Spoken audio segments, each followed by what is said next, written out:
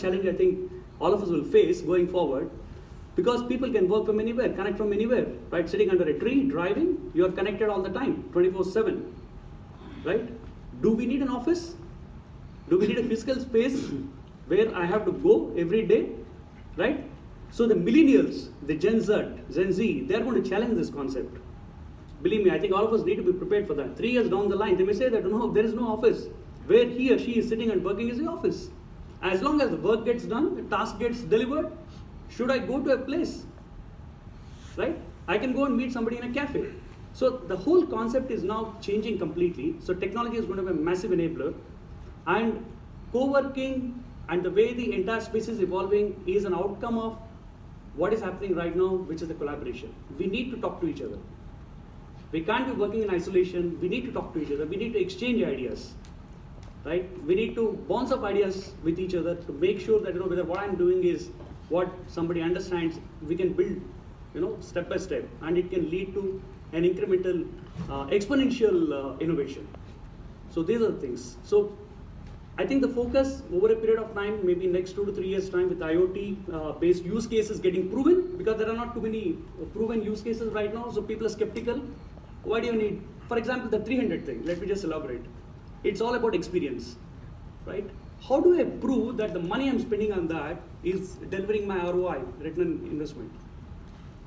There is no documentary evidence. So the CFO will come back and say that, no, show me, you spent so much of money on the 300 thing, enhancing experience, right? Can you prove it to me on the paper? Possibly at this point in time, the answer is no.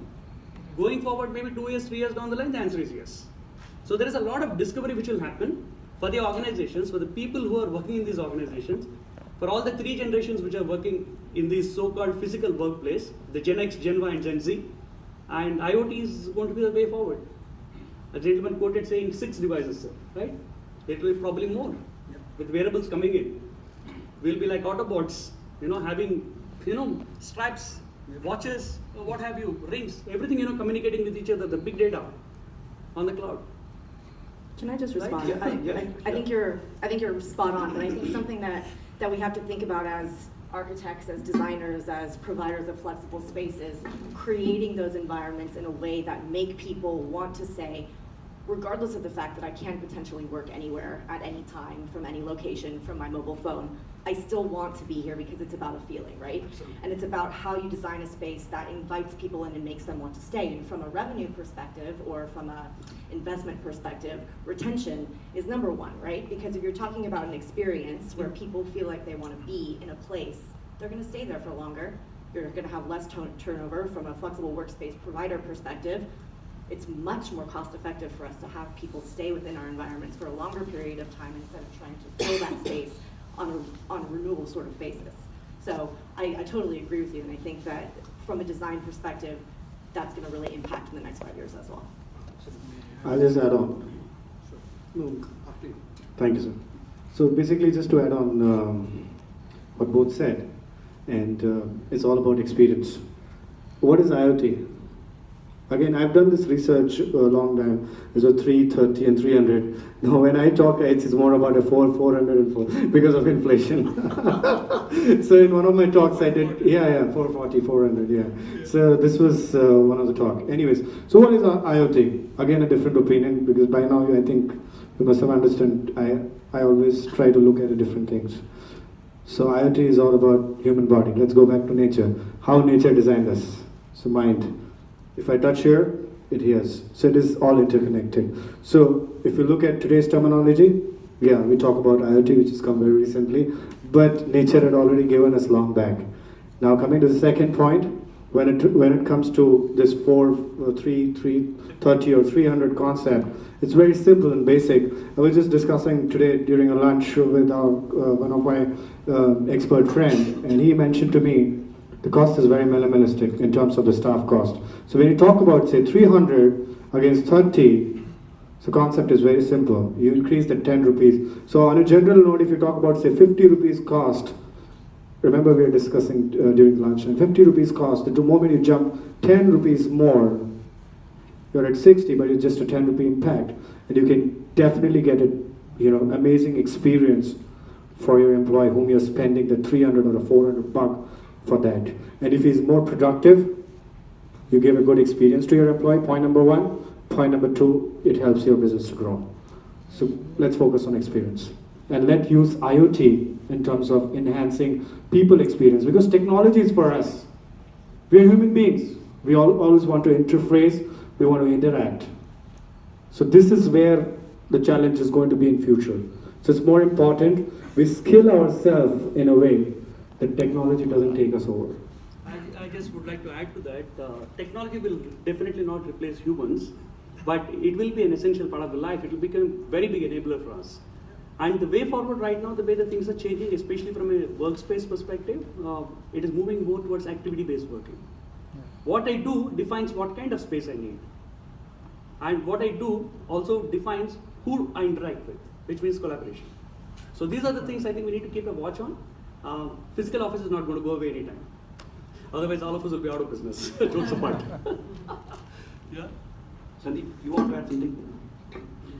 My question to you is, while we see the artificial intelligence and chatbots and all coming into picture, how you see the architecture industry is getting, gear up to ensure that they are really able to provide a proper solution to their customers? And how much is the customer in a position to adopt the technological advancement? When everybody designs an office, everybody thinks of a cost, insecurity and all those things. Many times people think if technology comes, few of my people will be out of this job, and so on and so forth. So how you think, the organization as a per se is trying to take it from the architects, and how much are architects voluntarily going ahead and telling people, boss, this is the solution and this is how you can save cost in over a couple of years of time? Answer to this is everyone has a role to play. Just again connecting to what sir has said, I think this is a very relative question in terms of are we ready? The question what you said was, are we ready? You're asking the same question. So the answer to this is very simple. One is skill, which we need to actually enhance to get this technology on board. Second things, when it comes to architect as well as the client, see, client is a dreamer. A person who actually comes and he wants a good office space for his team so that they can be more productive. Architect is the one who is driving it, who's actually doing it. So it's all about the word collaboration. So everyone has a role to play. What I mean by that is a consortium to form. For example, what sir rightly said, that are the architects are technology savvy? Are they the chief IoT guys? No. See, everyone is different. Everyone has their own subject matter expert, unique know-how and knowledge. So if, for example, an architect or a designer is an expert in his design, he collaborates with another friend who is an expert in IoT. Then we collaborate together with her in terms of her expertise and experience. So we together go to the client. For example, he needs an X solution. We work around a solution to the need. And we all together combine our expertise and give a good solution to the client. So it's all about collaboration. It's everyone has a role to play. For example, as an architect or a designer, I design this space. I'm not an IoT expert. Once I design the space, I use technology like BIM, and I use other technology which can actually ensure that the labs are less. Then after that, I give it to my friend that how you can incorporate the IoTs into it. Then he comes with his feedback. Then I have a third view from her in terms of expressing it. Okay, this is what we need to collaboratively present to our client. So we all three together present to the client, and then we have a fourth opinion where the risk is minimalistic, the chances or revisions are less. So if three people together align the mindset and move forward, definitely it's a solution. So today we are not ready, one person is not ready to multi-skill. So collaboration and everyone's role is very, very important. It's more about a car tires. All the four tires, everyone has their unique role to move it forward. Yeah. Amber, now as you are aware, sustainability is a very key element in today's design, and the millennials are going to be the community who are going to ensure they are more inclined towards environment, supporting environment and all. How you see the trend of sustainability being encouraged in going forward, and what are your experiences? Elaborating that how most of the companies are moving to sustainability, and some good examples citing what sort of sustainability practices people are doing as of today. Hello everyone, hello the distinguished panelists. sustainability is the most important thing in way forward now. If you see the designs and all which is coming in future, or maybe currently which is developing, there is one thing missing, which is, when nature is, if you talk about the nature-centric designs are missing. As I viewing Mayank's entire presentation, he is more stressing more about the nature thing, connecting people. How you connect people? You see, the person who working in an organization with a stressful environment, when he comes out, he has to battle the traffic, he has to battle everything, and is going down, right? So major part of his life cycle revolves in office only, right? So what makes a designs, what makes that he sticks in the office where he makes in a happy mood and going out. So you can forget the ordeal of going home when he is battling with all the traffic. So you can live example of the Bangalore, where we have a very big issue of the traffic management. So we keep on protesting, but there's nothing is going on. So where now the designs come in that way, how to ease out his pressure from the mindset, how we can make him happy. Chalo, okay, only half an hour, 2 hours part he can at least forget, right? So now, if you talk about, we are in such a, offices where, total concretization, if you talk about, right? Now, there are a lot of things which are coming up, we can put up the, renewable, recycled materials you can use, to make it, more, less stressful. If you talk about in AC, suppose we stay in 5 to 10 hours, right? If you stay in 5 hours also, that's not good for your actually health. So it's mentally, take out your immunity also, vitality, everything it takes out. So staying in AC for very long, and that too a stressful work, and there's so many things are going on. So obviously the productivity will affect many way. And since we are in an era where the large force are working, the alignment and office alignment, alignment with the company, alignment with the co-workers, everything is just missing in somehow. So now the designs come in that way, where the person who is at least a little stressful, little close to the nature, not only planting trees, only some maybe our design should be like using the materials such a way that makes it a little cooler. I'm not talking about the little primitive thing, but if you see all the old forts and all, they are built in such a way where they didn't have ACs and all, right? But still they lived they conquer the major part of the world and all, right? But yes, sustainability is very important. But designs, yes, future designs are should be nature centric more. I feel it actually. Rama, what is your say on this? Building on what Amar said, it's very relevant. Bangalore has now become the most hottest topic right now, traffic-wise.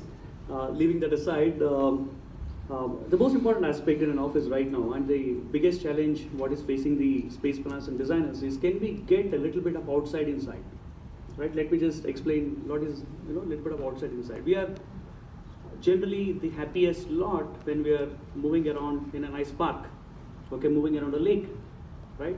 We are in tune with the nature. We enjoy the beauty, right? Maybe chirping birds, water, a lot of greenery around. That gives you a lot of joy, and it takes away the stress. So look at the current office environment right now. It's a concrete jungle, right? There is very little greenery in the office. Forget about the plantations, trees, saplings, etc.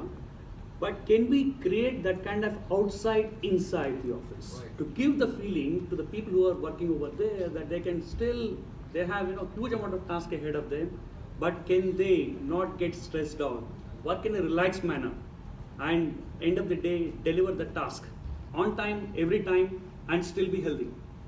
So sustainability, green, I think it is also now the biggest topic which is trending, is the wellness and well-being of the people who are working in the offices.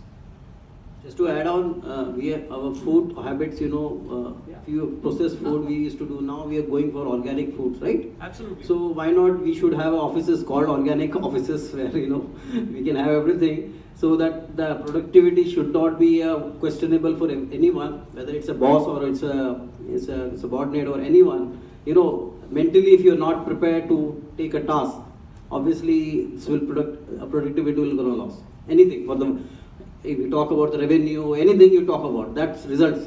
Ultimately, the humans has to deliver end of the day. If you are stressed anyway, you can't do anything, and it affects the performance, right? It very clearly affects the performance. So if you are, cool, chilled, relaxed, obviously it will lead to enhancement in productivity, but how can we create that kind of ambience, okay, inside, okay, interior, within an office space? That's the biggest challenge. There's one company which is one of my friend runs it. It's called Bamboo Housing, right? His name is Mr. Prashant Lingam. He is creating small houses and earth on the behalf of government, Andhra government or Telangana government, where the government is encouraging to create such some small interior. Currently, he's developing one convention hall of small 2,000 square feet, which is completely on the recycled, bamboo and all those things, So it's all about us, and plus the government should come forward and start looking out these called alternatives. Although we are looking alternative for the fuels and everything, why not the offices, which makes it little futuristic, where the next generation should also understand. We should give them a right, platform in many ways. What is your view, Chelsa, on a global perspective? On sustainability. I agree with everything the panelists have said in the sense that sustainability is a huge topic of conversation, but I think it goes beyond just using materials. It's also thinking about the way that ergonomically offices are designed. So from the infrastructural products that we put into our spaces, I think it's really easy for people to say, okay, if we're talking about wellness, am I eating organic foods? Do I go to the gym every day? But from a designer or an architectural perspective, we need to be thinking about not only the materials that we use, but also the kinds of infrastructural elements that we put into the centers and into our offices that help facilitate on a more subliminal sort of level health and wellness, standing desks, flexibility of office spaces, ergonomic chairs that help you sit more straight and sit for longer periods of time. Creating programs that encourage people to get up and move around, putting in tracking systems that measure things like oxygen and carbon dioxide monitoring, right? These are things that we as designers can implement into our centers from an infrastructural perspective that people might not notice, but they actually do notice because they feel healthier, they feel better, they're happier, they're more productive in those spaces. Shubrato, coming to you, I would want you to share your experience, of a recent office which you delivered. How was the experience, and in regards to, I am sure it would have been a new age office, and how you manage the entire consolidation and managing, conventional versus the new crowd. So what is your experience to that? Abhijit, you seem to be having insider information. Right, so over the last 8-9 months, I did a huge project. I shifted in excess of 2,000 people over 5 offices in Mumbai. So obviously, most of them were not millennials, and they were neither were the Generation Z, they were all middle-aged mostly.